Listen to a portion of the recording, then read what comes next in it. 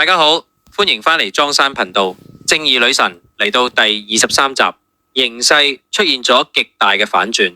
今日同大家拆解一下言官點樣喺法庭上發動反擊，同埋控方高淑華點樣用陰招解散陪審團。今集嘅戲肉係魏榮俊殺妻案。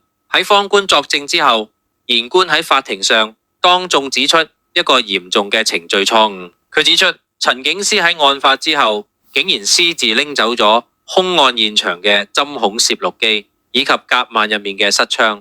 言官義正辭嚴咁向法庭申訴，指出因為警方呢種唔恰當嘅做法，令到現場嘅證物受到嚴重破壞，造成咗不能補救嘅法律缺失。言官據理力爭，懇請陪審團唔好接納警方呢次嘅搜證結果。大家試諗下，如果呢批關鍵證物唔被接納，控方根本冇足夠證據去指控天雪，眼見天雪就有機會重獲自由。但係控方高淑華並冇坐以待斃，佢眼見局勢對自己非常不利，竟然決定採取非一般嘅陰招去扭轉局面。佢暗中安排咗一個女仔手持一本大篇幅報道魏榮俊殺妻案嘅雜誌，故意去接觸首席陪審員，仲要同對方討論本案案情。根據法律規定，陪審員喺審訊期間係絕對禁止同公眾接觸或者討論案件嘅。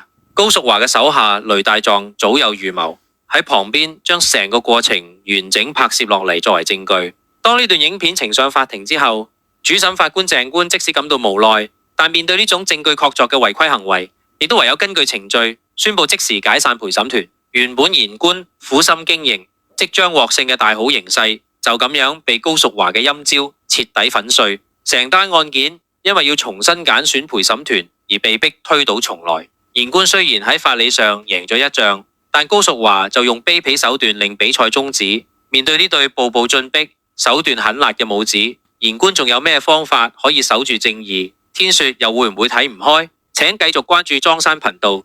如果你都中意睇正義女神，希望你幫我撳翻個訂閱掣，咁就唔會錯過條片啦。我哋下集再見。